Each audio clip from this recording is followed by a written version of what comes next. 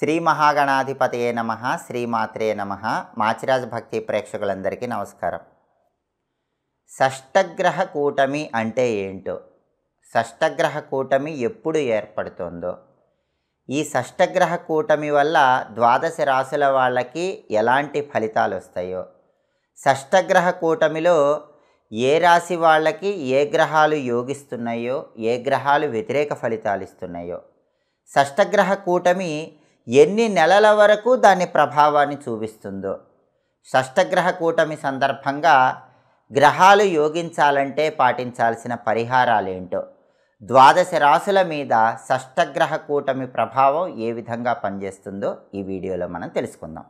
జ్యోతిష శాస్త్రపరంగా 2025 సంవత్సరం మార్చి నెల 28వ తేదీ పూర్వాభాద్ర నక్షత్రం 4వ పాదంలోకి చంద్రుడు ప్రవేశిస్తున్నాడు. అలా ప్రవేశించగానే ఖగోళంలో 6 గ్రహాలు మీనరాశిలో ఉంటున్నాయి.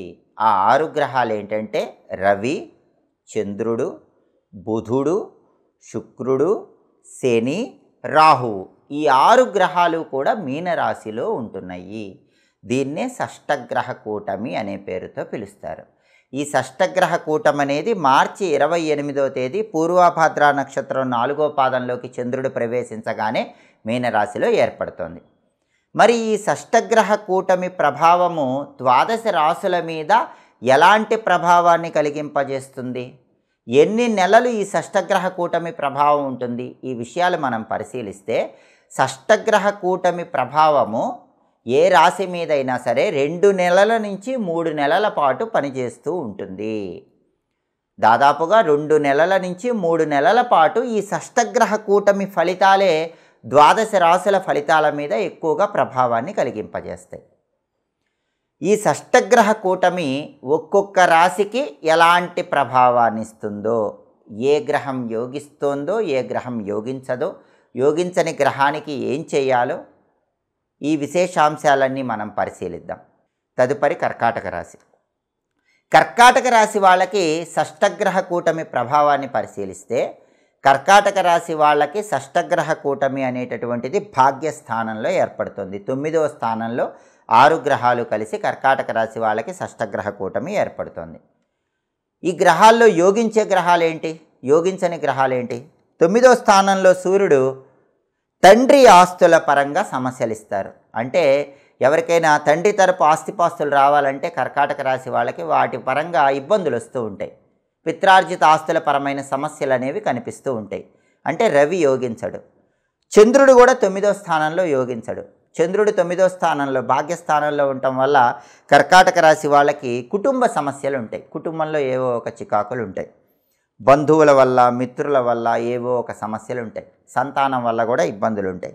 స్థానచలనం ఇష్టం లేకుండా జరుగుతుంది. కాబట్టి చంద్రుడు కూడా భాగ్యస్థానంలో కర్కాటక రాశికి వ్యతిరేక ఫలితాలు ఈ షష్టగ్రహ కూటమిలో ఇస్తున్నాడు.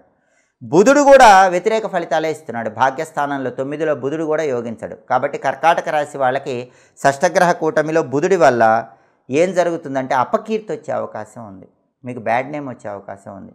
అలాగే మీ వల్ల ఇతరులకు ప్రమాదాలు జరిగే అవకాశాలు కూడా ఉన్నాయి. ఆ తర్వాత శుక్రుడు భాగ్యస్థానంలో యోగిస్తాడు. శుక్రుడు ఫేవర్ చేస్తాడు. షష్టగ్రహ కూటమిలో శుక్రుడు కర్కాటక రాశి వాళ్ళకి ఏం చేస్తాడంటే ప్రేమ వ్యవహారాల్లో విజయాన్ని ఇస్తాడు.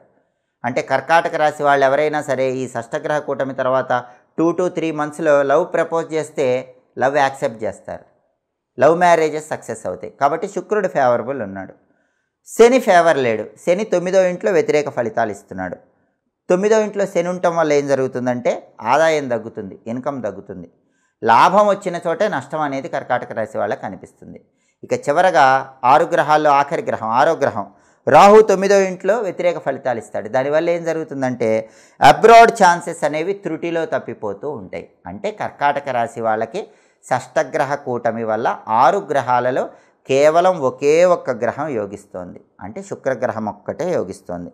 5 గ్రహాలు వ్యతిరేక ఫలితాలు ఇస్తున్నాయి. రవి, చంద్రుడు, బుధుడు, శని, రాహువు ఈ 5 కూడా వ్యతిరేక ఫలితాలు ఇస్తున్నాయి.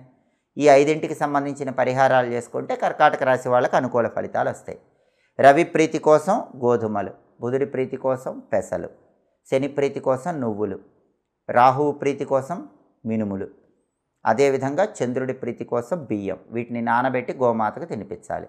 అలాగే గోధుమలు, బియ్యము, పెసలు, నువ్వులు, మినుములు బ్రాహ్మణుడికి దానం ఇచ్చుకోవాలి. అప్పుడు ఈ గ్రహాలన్నీ యోగిస్తాయి.